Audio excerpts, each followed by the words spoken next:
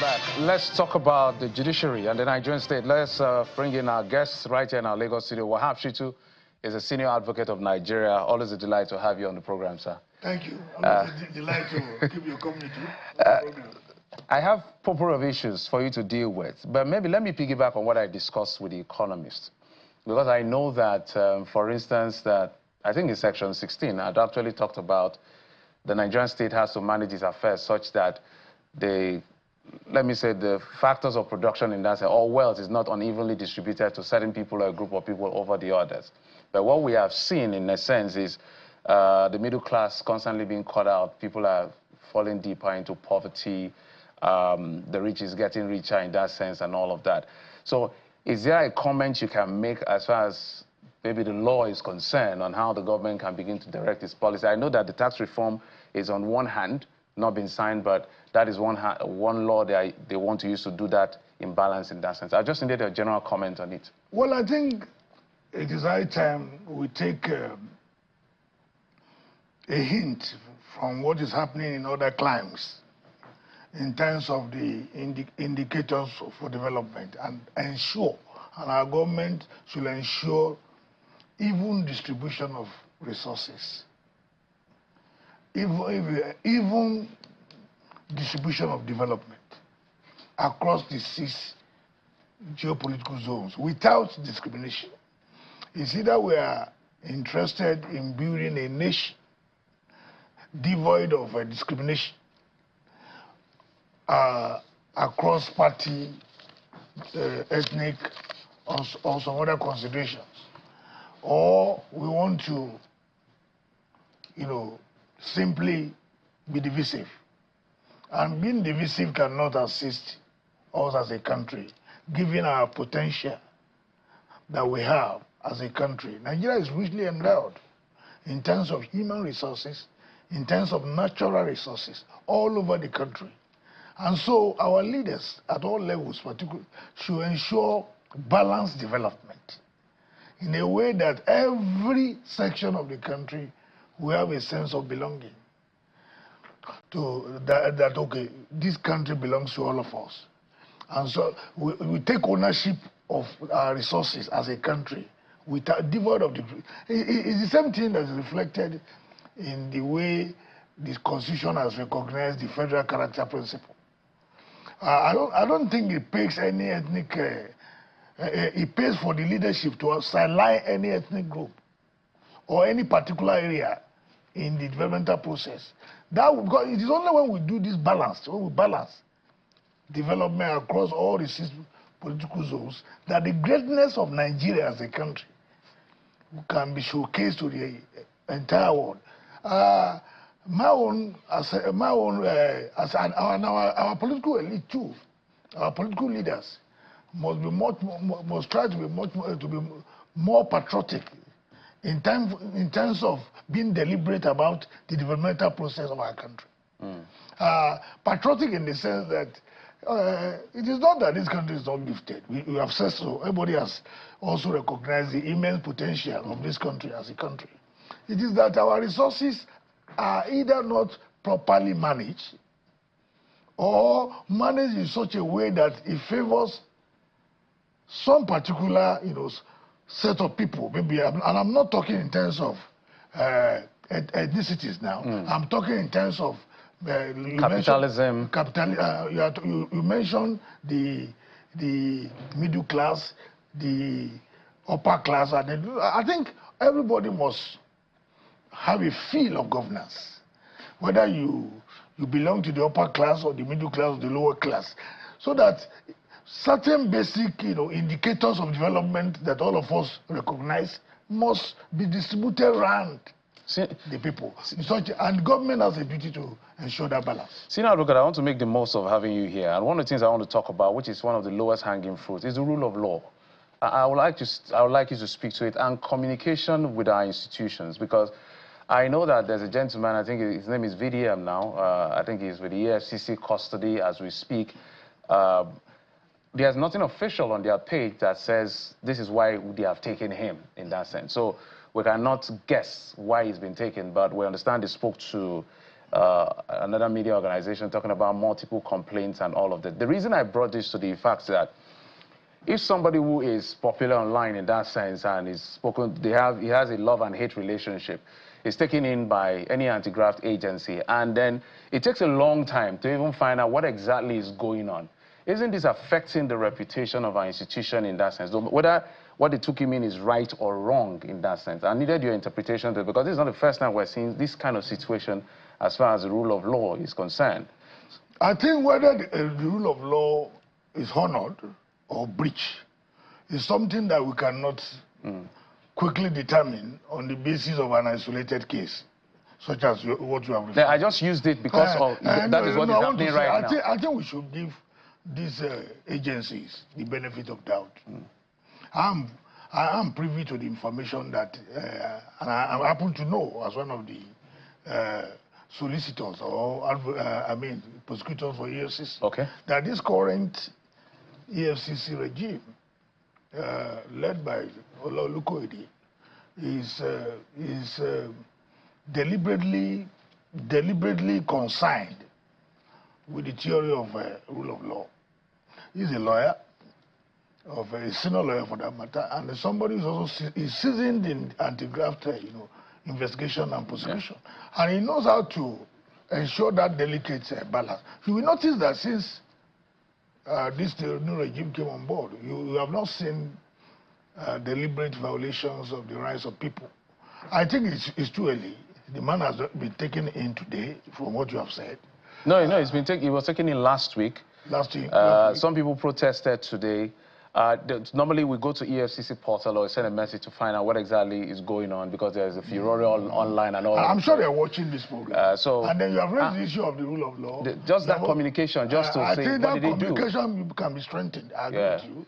So that people know exactly what is being done. Because communication is key. Sometimes when people don't have access to information, they must start having some other wrong impressions about what is going on. But I want to assure you that the EFCC is concerned about respect for fundamental rights, particularly compliance with the rule of law. Only just today, if I can reference that point, I know that the Yabo Ojo was invited to the EFCC this morning, and she was promptly released. As I speak to you, she's on her way back to Lagos. She honored the invitation today, and after interrogations, they asked her to go. I mean, they released her on bail. That shows a regime, an administration that is deliberate about respect for fundamental rights. I don't think none of us will even agree, including you, because you seem to be obsessed with this theory of rule of law. And you emphasize it every time on your because they are watching it with the kind of... Because we're here to work together. Senior advocate, the lowest hanging fruit, no matter what we do, thank God you're a member of the inner bar. Yes. The lowest hanging fruit to changing Nigeria, in my view, are two things. Fighting corruption and the rule of law. I agree with you. No matter what we do, those things are not working. I agree with you. And to add to that, I believe that this country will progress and can make better progress if we fix two areas. If we allow two critical institutions to work effectively and efficiently. What are those institutions? Law enforcement agencies and the judiciary. If you get those two institutions to work effectively and efficiently, the economy will witness a rebound. Everybody will be whipped into line, because law and order is key, central to development. Everywhere, even whether within or outside our shores. If you know that there are consequences, there will always be consequences for infractions, then everybody will behave. And then if rule of law is respected in the conduct of government business, it portrays us as civilized people. It also makes our institutions to be more effective and efficient in the delivery of services to the populace. So I agree with you. Rule of law we cannot, under any guise, sideline the efficacy or the usefulness or utility value of rule of law. Rule of law, we must practice democracy in the context of respect for the rule of law. So now, look, let's now zoom into the judiciary. You've mentioned it in passing. When I hear things, I would like to emphasize a little more so you go deeper. Okay. Which has to do with reforms in the judicial sector. Yes. Both administration of justice and judicial administration in that sense. We're super glad to see that the NJC wielded the big stick on 3 judges, suspending them and then putting them on watch lists, denying them of elevation, I think in about 5 years. I think Justice, I don't want to call the wrong names now. There are about 3 judicial officers in that sense. If you were to make recommendation to the NJC and to the government, whoever is responsible for reforming, the reason I'm asking this question is the judiciary has suffered a crisis of confidence, and we need to rebuild that. What are the aggressive, my words are deliberate, aggressive reforms we must put out to reposition our judiciary? Thank you so much. You know, you will recall that when this Chief Justice was... Yeah, I remember. His announcement was made. I made a public declaration that there's a new sheriff in town, given a pedigree, who applied the law, who applied discipline without fear of evil. You have seen it playing out. You've seen it. It's not, and she's going to, it's a CJN who's going to work with stakeholders to ensure sanity. I think what we need to do, if we need to strengthen the system, I mean, if we need to reform the judiciary, is to strengthen the mechanisms for disciplinary enforcement. We have them there. Among the judicial officers? Yes, not only judicial officers. The bar, the bench. Okay. And all stakeholders in the administration of justice. For instance, there are disciplinary procedures to be strengthened that we have in place already that we could strengthen to regulate the conduct of lawyers. You understand what I'm saying? In terms of enforcement. There are also disciplinary procedures that could be strengthened to regulate the conduct of judges. The NJC, a mechanism. And if you look at some of the innovations that have been introduced to deliver on this efficiency, you see that we are on the right track. For instance, you have the Judicial Discipline Regulations 2017, apart from the Code of Conduct regulating judicial officers. You also have a disciplinary mechanism encapsulated in the Judicial Discipline Regulations 2017, which sets out clearly how a case of misconduct involving a judicial officer will be dealt with without breaching the fundamental rights of the affected judicial officer, and also ensuring in the final analysis that an effective and efficient outcome is delivered, which also goes to show that the point I'm making, all we need to do is to strengthen existing mechanisms that we have and ensure that all cases are dealt with speedily, effectively, efficiently, fairly, across board, so that you know as a lawyer that if you breach the rules, there are consequences. You know as a judge that if you breach the code of conduct for judicial officers regulations, there are consequences. The key thing is, if once we ensure that there are consequences for infractions, everybody will key up. Everybody will, so what we should emphasize is that going forward, there should be consequences for infractions. Whether criminal infractions, whether infractions bordering on misconduct.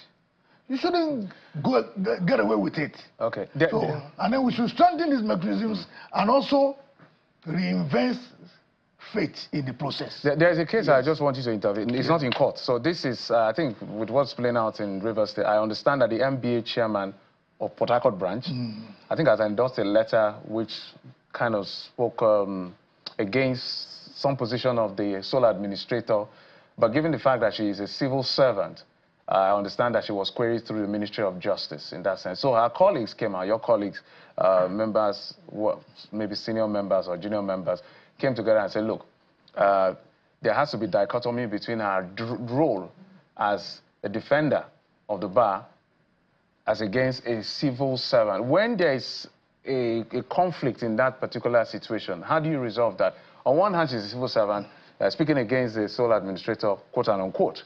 On the other hand, she's an NBA chairman of a branch who has a responsibility to defend the Constitution in that sense. How should you handle it? Well, I don't know the facts. Okay. But yeah, I want to believe that you work in channels. And you have your internal regulations here that you sign on to as a staff. Yes, there's a contract. As a contract. Mm-hmm. If you go against those regulations, are you saying that channels is not entitled to proceed against you? It's entitled. So we need to also see what obligations exist to regulate the conduct of that civil servant. Okay. And then we also need to see whether those regulations have been breached. That's one. Again, we also need to look at the hierarchy of laws, for instance. We know that at the apex is the Constitution. Civil service regulations, all of those are subordinate to the Constitution. So the only thing I will say now, I don't want to pass judgment. If the affected person is a lawyer who also recognizes his or her rights under the law, and any action is taken which he considers to be against his rights, he can approach the court. And then the court will look at the facts, will examine the issues, and then see whether in the particular circumstances of the case, his rights have been infringed upon. I think it will be premature at this stage for anyone to, without knowing the entire facts, to volunteer an opinion. Yeah, I was just looking at... I refuse to do that. Yeah, I know you will not do that. I know. I just needed your intervention when there's a conflict. That conflict will be resolved based on the hierarchy of laws and the particular circumstances of every case. Senior Advocate, always a delight talking to you. Thank you so much for coming on the program. We really appreciate it. Thank you, sir. Senior Advocate on Nigeria, Wahab Shitu, break it down some of the content of the law for us right here on the program. Thank you, sir. It's a pleasure.